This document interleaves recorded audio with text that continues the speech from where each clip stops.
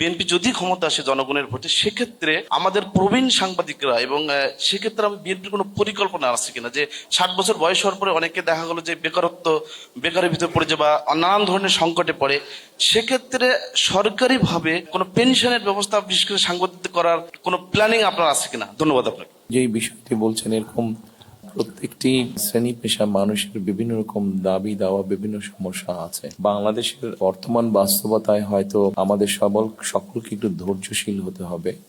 কারণ আপনি নিজেই বললেন বা অনেকে বক্তব্য বলেছেন, বিগত 15-16 বছর ফ্যাসিস্ট আমলে যেভাবে দেশ থেকে দেশের সম্পদ পাচার হয়ে গিয়েছে, স্বাভাবিকভাবে আমরা যদি শক্ত ধৈর্যশীল হই, রাদার আমরা যদি জন এফ কেনেডির ওই কথাটা বলি যে রাষ্ট্র আমাকে কি দিল তা না, আমি রাষ্ট্রকে কি দিতে পারি, সেক্ষেত্রে হয়তো আমরা ধীরে ধীরে হলেও একটা বেটার অবস্থান গড়ে তুলতে পারবো এবং তখন সকলকে আমরা একটা সুবিধাজনক অবস্থায় নিশ্চয়ই নিয়ে যেতে পারবো।